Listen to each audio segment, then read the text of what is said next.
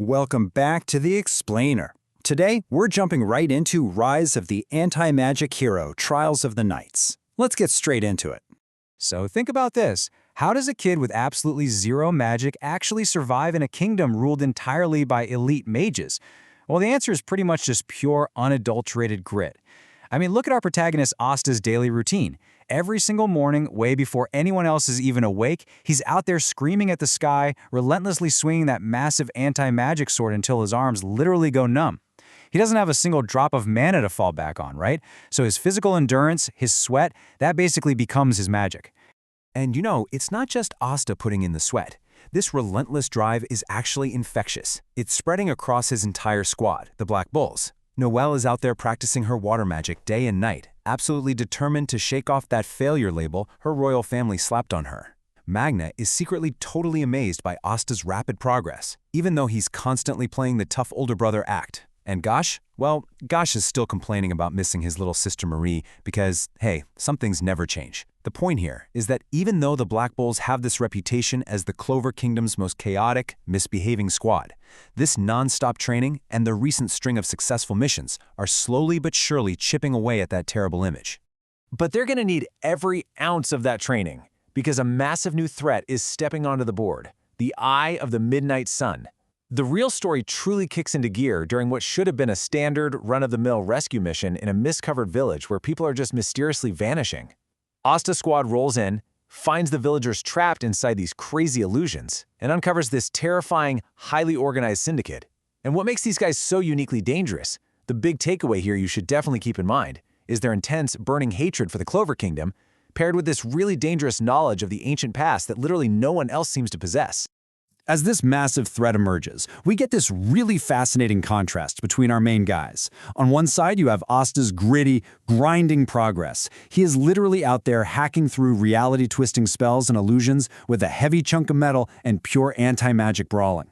But on the other side, his lifelong rival, Yuno, is experiencing this absolute prodigy's rise. I mean, Yuno's control over wind magic is leveling up so incredibly fast that he swiftly acquires Sylph, the ultra-rare spirit of wind. This just perfectly highlights the widening gap in how they fight.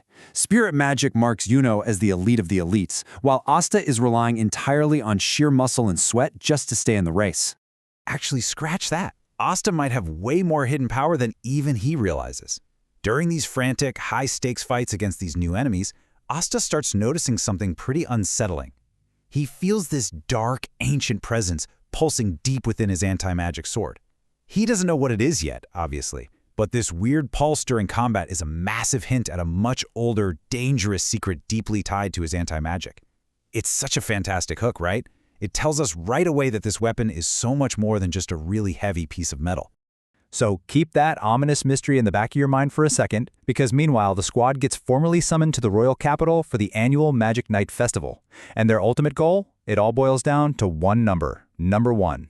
They want to be the absolute best. Which is pretty ironic, considering they currently sit dead last in the kingdom's rankings.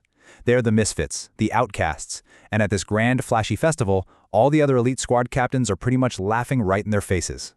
But how does their leader react to all this? Captain Yami just casually drops this line, "We'll take that top spot someday." He just brushes off all the mockery with this half-joking, half-serious promise. And honestly, it perfectly sums up his completely unorthodox leadership style. He genuinely doesn't care about their current low-tier status because he knows exactly what his squad is capable of. It's brilliant foreshadowing for his team's massive, completely untapped potential that is just waiting for the right spark to explode. And man, that potential is immediately put to the ultimate test because this situation rapidly builds into a full-scale, kingdom-wide crisis. The Eye of the Midnight Sun doesn't just stop at that mist village. Out of nowhere, they launch a totally brazen, chaotic attack right in the heart of the royal capital during the festival itself. Then the whole thing escalates into a crazy rescue mission for a kidnapped nobleman's son, and finally, a full-scale siege on the witch's forest. This isn't just random violence anymore. It's a rapidly escalating war against the kingdom, forcing our carefree misfits to figure out real quick what it truly means to be magic knights on the front lines. Right in the middle of that chaotic attack on the capital, Asta just throws himself into the fray to protect the civilians without even a second of hesitation. And this crazy bravery catches the eye of someone incredibly important, the Wizard King himself, Julius Novitrano. Now, Julius is a pretty unique leader. He is cheerful, endlessly curious, and just completely, utterly obsessed with magic in all its forms. So when he actually meets a kid with absolutely zero magic, wielding a sword that actively cancels magic out, Julius is absolutely fascinated. To him, Asta is basically a walking, breathing miracle. And the Wizard King drops this really powerful thought, dreaming beyond limits. Julius tells Asta that he completely embodies this concept. I mean, put yourself in Asta's shoes for a second. You're this magicless outcast from some tiny village in the middle of nowhere, and the most powerful mage in the entire kingdom is looking right at you, validating your existence and your effort. It's incredible. This encounter acts as pure rocket fuel for Asta. It absolutely cements his drive to become the Wizard King, not just to prove the haters wrong, but to protect everyone who actually believes in him. But of course, just when you think his path is clear and his momentum is totally unstoppable, the dream hits an absolute brick wall. Remember that nobleman rescue mission we talked about earlier? Well, Asta faces off against this devastatingly powerful spatial and bone mage, and the fight is just brutally one-sided. But Asta being Asta, he flat out refuses to retreat. He fights until his body literally gives out, which results in a horrific curse completely crushing his arms. With blood everywhere and his arms heavily bandaged and totally useless, it really seemed like his dream was just over. So what do you do when your absolute primary tools for success are permanently destroyed? This is where Asta's unrelenting spirit kicks into overdrive. First off, he absolutely refuses to abandon his dream, totally ignoring what the doctors say. Second, seeing this heartbreaking level of dedication, his squad stays faithfully right by his side.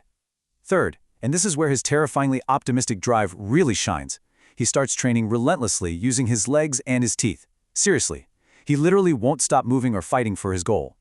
And finally, this sheer force of stubborn will ends up inspiring the entire Black Bulls team to rally behind him. It's just an absolute masterclass in leading by example, even when you're at rock bottom. Seeing this crazy display of willpower actually prompts his squad mate, Vanessa, to take some pretty drastic action. They pack up and embark on a desperate search for an ancient cure, heading straight for Vanessa's mysterious, highly secluded homeland, the Witch's Forest. They're going there to seek an audience with the enigmatic Witch Queen, hoping against all odds that her legendary ancient magic can somehow reverse this devastating curse on Asta's arms. But as you might guess, the Witch Queen has her own dark, unspoken agenda here. Sure, she successfully heals Asta's cursed arms using her ancient blood magic, but during the process, she senses something absolutely terrifying, a powerful demon sleeping right inside Asta's 5-leaf grimoire. She realizes in that moment that this magicless boy, combined with whatever ancient dark entity is sealed inside his book, has the immense potential to completely shift the balance of the entire world. And we don't have to wait long at all to get a glimpse of that exact potential. When the Eye of the Midnight Sun launches their full-scale siege on the Witch's Forest, a fully healed Asta steps up to the plate. And during this siege, Asta taps into that deep, dark anti-magic energy for the very first time. His eyes glow this piercing, menacing red, a heavy dark aura just erupts around him, and he unleashes an overwhelming power that drives these elite enemies right back. This is the exact moment Asta stops being just a reckless kid swinging a heavy sword and finally transforms into a true, terrifyingly formidable warrior.